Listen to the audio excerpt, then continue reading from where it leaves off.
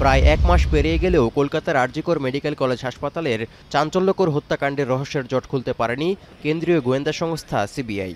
নারী চিকিৎসককে ধর্ষণ ও হত্যার অভিযোগে কেবল সঞ্জয় রায়কে গ্রেপ্তার আর সিবিআইয়ের তদন্তেই ঝুলে আছে মামলা। কোনো এক অজানা কারণে বন্ধ রয়েছে সুপ্রিম কোর্টের শুনানিও, যদিও আগামী 9 সেপ্টেম্বর পরবর্তী শুনানির দিন ধার্য করেছেন আদালত।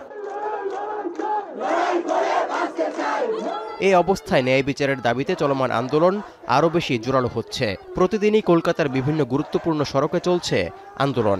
রাজনৈতিক অস্থিরতাও পৌঁছেছে চরমে। এমনকি আন্দোলন বিভিন্ন খাতে প্রবাহিত করতে একটি চক্র সাম্প্রদায়িক দাঙ্গা বাঁধানোর পায়তারা করছে বলে অভিযোগ করেন বিজেপি নেতা দিলীপ ঘোষ। পুরো ঘটনার জন্য আরও একবার রাজ্যের মুখ্যমন্ত্রী মমতা বন্দ্যোপাধ্যায়কেই দোষারোপ করছে বিরোধী নেতৃত্ব। এদিকে আরজিকর কাণ্ডে রহস্যের জট না খুললেও হাসপাতালটির সদ্য সাবেক অধ্যক্ষ সন্দীপ ঘোষের বিরুদ্ধে একের পর এক দুর্নীতির অভিযোগ আনছে সিবিআই।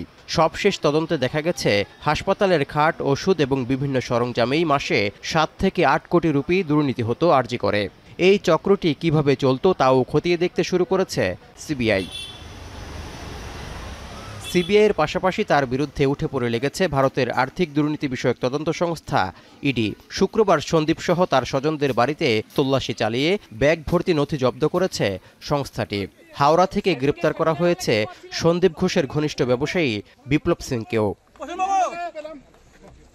এর আগে হাইকোর্টের নির্দেশে দুর্নীতির সঙ্গে ধর্ষণ খুনের কোনো যোগসূত্র আছে কিনা তাও খতিয়ে দেখতে শুরু করে সিবিআই।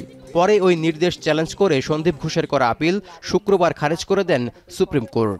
সর্বোচ্চ আদালত স্পষ্ট করে জানিয়ে দিয়েছেন সিবিআই কিভাবে তদন্ত করবে তা পুরোপুরি তাদের বিষয়। এর মধ্য দিয়ে আরও বেশি বেকায়দায় পড়লেন আরজিকর হাসপাতালের সাবেক এই অধ্যক্ষ।